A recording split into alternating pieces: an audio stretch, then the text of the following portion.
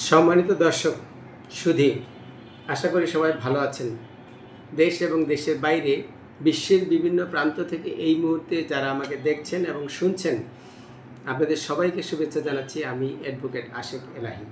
আজকে যে বিষয়টি নিয়ে শেয়ার করবো সেটি হচ্ছে যে একজন জানতে চেয়েছেন যে ওয়ারিশ সনদের মেয়াদ কতদিন থাকে। অর্থাৎ কোনো ব্যক্তি মারা গেলে আমরা অবশ্যই অনেকেই জানি যে কোনো ব্যক্তি মারা গেলে তার যে ওয়ারিশ রেখে যায় সেই ওয়ারিশগণের একটি সার্টিফিকেট বা একটি সনদ নিতে হয় এবং সেটি নিতে হয় স্থানীয় কর্তৃপক্ষের কাছ থেকে। অর্থাৎ সেটি যদি সিটি কর্পোরেশনের ভিতরে হয় তাহলে সিটি কর্পোরেশনের যে ওয়ার্ড কাউন্সিলর বা কমিশনার রয়েছেন সেই কমিশনারের কার্যালয় থেকে, আর যদি সেটি ইউনিয়ন পর্যায়ে হয় তাহলে সেটি গ্রামের যে চেয়ারম্যান, ইউনিয়নের যে চেয়ারম্যান রয়েছেন সেই চেয়ারম্যানের কাছ থেকে, আর যদি পৌরসভা হয় তাহলে পৌরসভার মেয়র বা কাউন্সিলরের কাছ থেকে সেই ওয়ারিশ সনদটি নিতে হয়। অর্থাৎ এই ব্যক্তি মারা গেলেন এবং তার এই ওয়ারিশ রেখে গেলেন। এখন আজকের প্রশ্ন হচ্ছে যে এই ওয়ারিশ সনদ এর মেয়াদ কতদিন। সাধারণভাবে এর মেয়াদ সম্পর্কে আইনে কোনো সুনির্দিষ্টভাবে উল্লেখ নেই যে এতদিন পর্যন্ত মেয়াদ। তবে বিশেষ বিশেষ ক্ষেত্রে বিশেষ বা কোনো কোনো প্রতিষ্ঠানের কোনো কাজের ক্ষেত্রে তাদের নিজস্ব নীতিমালা বা নিজস্ব কার্যাবলীর প্রেক্ষাপটে এর মেয়াদ বা সময়সীমা উল্লেখ করা থাকে। যেমন ধরেন আমরা যদি বলি যে কেন এটি পরবর্তী সময়ে আবার নিতে হয়, বা যেমন কোনো একজন ব্যক্তি মারা গেলেন, তিনি একজন পুরুষ লোক মারা গেলেন, হয়তোবা তিনি তার পরিবারে তার স্ত্রী ছেলে মেয়ে রেখে গেলেন। এমন হয় অনেক সময় দেখা যায় যে তিনি মারা যাওয়ার পর স্থানীয় কর্তৃপক্ষের কাছ থেকে একটি ওয়ারিশ সনদ নেওয়া হলো এবং সেই ওয়ারিশ সনদ দিয়ে উনি নামজারি বা যে কোনো ধরনের কাজ করলেন।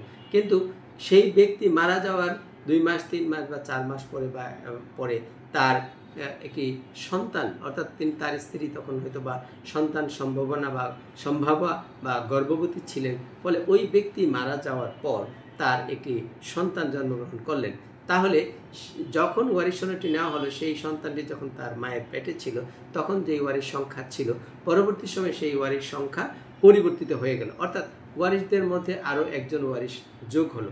ফলে আগের যে ওয়ারিশ সনদটি সেই ওয়ারিশ সনদটি কিন্তু বাতিল হয়ে গেল বা অকার্যকর হয়ে গেল, কারণ সেটি আর সঠিক রইল না। এই ওয়ারিশদের মধ্যে একজন সংখ্যা বা একজন সদস্য বেড়ে গেল, এটি একটি ব্যাপার হতে পারে যে কারণে ওয়ারিশ সনদ আবার নেওয়ার প্রয়োজন হয়। অনেক সময় ইউনিয়ন পরিষদ, সিটি কর্পোরেশন অথবা ভূমি অফিস বা নামজারির ক্ষেত্রে এই সর্বশেষ আপডেট ওয়ারিশ সনদ চাওয়া হয়ে থাকে। আরও একটি কারণ হতে পারে, যেমন ধরেন একজন ব্যক্তি মারা গেল, মারা যাওয়ার পর তার ওয়ারিশগণ একটি ওয়ারিশ সনদ সংগ্রহ করলেন এবং এর কিছুদিন পর হয়তো দেখা গেল তার পরিবারের যেই ওয়ারিশদেরকে নিয়ে এই সার্টিফিকেটটি আনা হয়েছিল বা সংগ্রহ করা হয়েছিল, যাদের নাম আছে সেটা 5 জন হতে পারে, 6 জন হতে পারে, এর মধ্যে দেখা গেল যে আরও একজন ব্যক্তি অনাকাঙ্ক্ষিতভাবে চলে গেলেন বা মারা গেলেন, তাহলে একজন কমে যেতে পারে। অথবা এমন হতে পারে যে এই যিনি চলে গেলেন তার আবার পরিবার একটি রয়েছে, সন্তান সন্ততি রয়েছে, সেক্ষেত্রে ওয়ারিশের পরিমাণ কিন্তু বেড়ে যেতে পারে। সুতরাং এই যে সংখ্যা কমে যাওয়া বা বেড়ে যাওয়া, এই বেড়ে যাওয়া কমে যাওয়ার কারণেই এই সনদটিকে সময়ে সময়ে এটি আপডেট করতে হয়। অর্থাৎ নির্দিষ্ট মেয়াদ না থাকলেও কোনো কোনো কর্তৃপক্ষ সর্বশেষ একটি ওয়ারিশ সনদ চেয়ে থাকেন। সাধারণত 6 মাস বা 1 বছর পর্যন্ত এটি স্বাভাবিকভাবে নেওয়া হয়। এরপরে যদি এরও বেশি দেরি হয়ে যায়, তার চেয়েও বেশি সময় দেরি হয়, তাহলে কোনো কোনো কর্তৃপক্ষ, কোনো কোনো প্রতিষ্ঠান এই নতুন করে আবার ওয়ারিশ সনদ অর্থাৎ সর্বশেষ ওয়ারিশ সনদ চেয়ে থাকেন। এবং এর কারণ এই বেশ কয়েকটা কারণ থাকতে পারে যে ওয়ারিশের সংখ্যা পরিবর্তন হতে পারে, কম হতে পারে, বেশি হতে পারে, যে কারণে আপডেট বা সর্বশেষ ওয়ারিশ সনদ চেয়ে থাকেন। সাধারণভাবে ওয়ারিশ সনদের কোনো সুনির্দিষ্ট মেয়াদ কোথাও আইনে পরিষ্কারভাবে উল্লেখ করা নেই।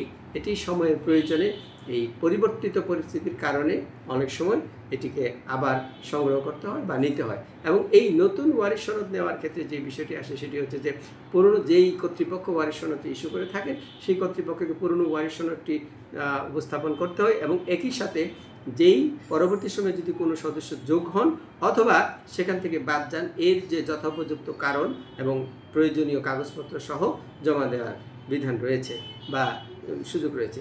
এছাড়া আরেকটি বিষয় হচ্ছে যে বিশেষ করে শহরাঞ্চলে সিটি কর্পোরেশনের ভিতরে এই ওয়ারিশ সনদ নেওয়ার ক্ষেত্রে কিন্তু আরেকটি কাজ থাকে, সেটা হচ্ছে যদি কোনো ব্যক্তি মারা যায় তাহলে তার ওয়ারিশ সনদ নেওয়ার ক্ষেত্রে ওয়ারিশগণের যে সঠিক এবং তারা যে তাদের যে প্রয়োজনীয় তারা যে সঠিক আছে এই সঠিকতার জন্য একটি এফিডেভিট বা একটি হলফনামা একজন বিজ্ঞ আইনজীবীর কাছ থেকে নিতে হয়। অর্থাৎ ওয়ারিশদের মধ্য থেকে একজন ঘোষণা দিয়ে থাকেন যে আমার স্বামী অথবা আমার পিতা তিনি মারা গিয়েছেন বিগত এত তারিখে এবং মারা যাওয়ার সময় তিনি এই ওয়ারিশ মানে যে কয়জন ওয়ারিশ থাকে তারা ওয়ারিশ রেখে গেছেন এই সংখ্যাটি সঠিক এবং এই বিবরণটি সঠিক। এটি একটি এফিডেভিট একজন বিজ্ঞ আইনজীবীর মাধ্যমে করে নোটারি করে এটি সিটি কর্পোরেশনের কাউন্সিলের বা যেখান থেকে ওয়ারিশ সনদ ইস্যু হয়ে থাকে সেখানে জমা দিতে হয়। সেই এই এফিডেভিটের আলোকে এবং অন্যান্য কাগজপত্র সহ পরবর্তী সময়ে কর্পোরেশন বা কর্পোরেশন কর্তৃপক্ষের যে দায়িত্বপ্রাপ্ত যারা রয়েছেন তারা ওয়ারিশ সনদ দিয়ে থাকেন।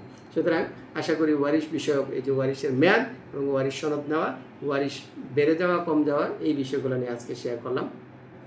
এই বিষয়টি হয়তো যাদের প্রয়োজন হয়েছে তাদের কাজে লাগতে পারে এবং ভবিষ্যৎ যদি কারো প্রয়োজন হয় তারা হয়তো এই আমার আজকের এই আলোচনাটি কাজে লাগতে পারে। এতক্ষণ সাথে থাকার জন্য আপনাদের সবাইকে ধন্যবাদ জানাচ্ছি। যারা নিয়মিত ভিডিও দেখেন তাদেরকেও আমার পক্ষ থেকে ধন্যবাদ। আশা করি আগামী দিনেও পাশে থাকবেন, সাবস্ক্রাইব করবেন এবং আপনাদের ভিডিও বিষয়ক মতামত কমেন্টস বক্সে জানাবেন। সবাইকে